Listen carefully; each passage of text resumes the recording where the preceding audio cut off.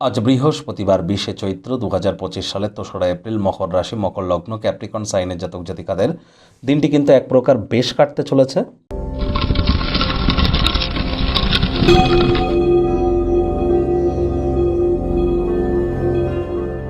ভিডিওটির শুরুতেই আপনাদের সকলকে রাজযোগ চ্যানেলের তরফ থেকে বাসন্তী পূজার হার্দিক শুভেচ্ছা ও অভিনন্দন রইল।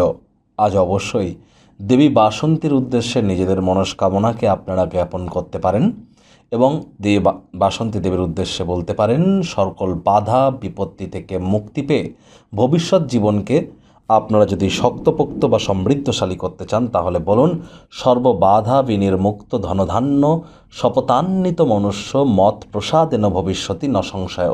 এটি আপনারা 108 বার জপ করতে পারেন। বাসন্তী দেবীর সামনে গিয়ে আপনারা অবশ্যই নিরামিষ খেয়ে অথবা পারলে সব থেকে ভালো হয় উপবাস থেকে যদি জপ করতে পারেন।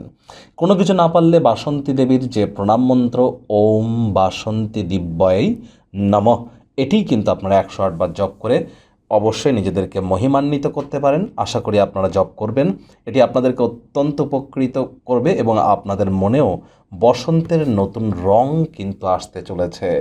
এই কামনাই আপনাদের প্রত্যেকের জন্য আমরা রাখি। ভাগ্য মিটার আজ আপনাদের বলছে 8/10, ভাগ্য আপনাদের অনুকূলেই থাকবে, তবে পারিবারিক জীবন সম্পর্কে আপনাদেরকে একটু সাবধানতা অবলম্বন করেই কিন্তু চলতে হবে। আজ কায়িক পরিশ্রম হলেও শরীর মনে সতেজতা এবং তরতাজাই আপনারা অনুভব করবেন।